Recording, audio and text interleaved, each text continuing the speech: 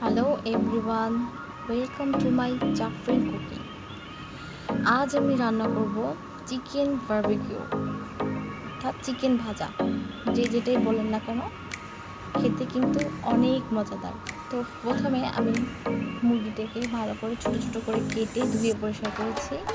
এরপর আদা বাটা, রসুন বাটা, সামান্য পরিমাণ সয়া সস এবং স্বাদ মতো লবণ দিয়েছি। এরপরে দিব মরিচের গুঁড়ো, গরম মশলা গুঁড়ো এবং সামান্য হলুদ দিয়ে ভালো করে মেখে নেব।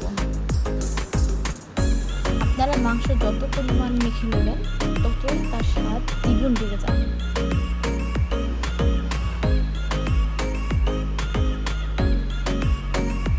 আমি আবারও ভালো করে মেখে নিয়েছি।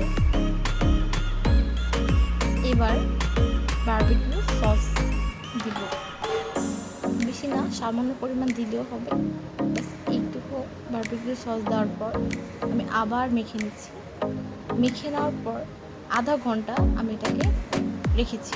যত পরিমাণ ম্যারিনেট করা থাকবে ততক্ষণই চিকেনের ভিতরে মশলা যাবে, খেতেও মজা লাগবে। বেশ, আমি আধা ঘন্টার মতো রেখে দিয়েছি। আপনারা চাইলে সারা রাত পর্যন্ত রেখে দিতে পারেন, তাতে আরও বেশি ভালো লাগবে খেতে। এখন আমি কড়াইতে সামান্য পরিমাণ তেল দিয়েছি, বেশি তেল দিইনি। এই তেলই ভাজা হয়ে যাবে। এখন বাকিগুলো চিকেন দিয়ে দেবো। চিকেনের সাথে যে পরিমাণ পানি হয়েছে সব পানি আমি দিয়ে দেবো, এক্সট্রা কোনো পানি দেওয়ার দরকার নেই। এই পানিতে আমার চিকেন সিদ্ধ হয়ে যাবে। চুলার আঁচ একদমই কম, অল্প আঁচে আমি চিকেনটাকে ভাজবো। এক্সট্রা কোনো পানি দেওয়ার দরকার নেই, এখান থেকে পানি বের হবে। ঢেকে দেওয়ার পর দেখুন পর্যাপ্ত পরিমাণ পানি বের হয়েছে। এই পানিতেই আমার চিকেন সিদ্ধ হয়ে যাবে। আমি একটু নেড়ে দিচ্ছি।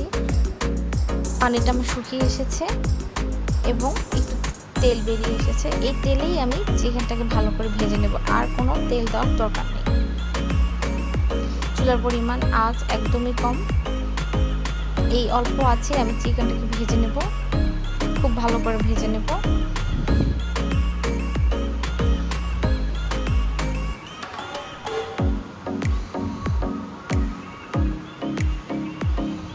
আপনারা এভাবে যদি ছোট ছোট করে মুরগি কেটে ম্যারিনেট করে ভাজা খান তাহলে খুবই ভালো লাগবে। সকালে নাস্তা, বিকালে নাস্তা বা সন্ধ্যার নাস্তা থেকে শুরু করে এই মুরগিটা খেতে পারবেন।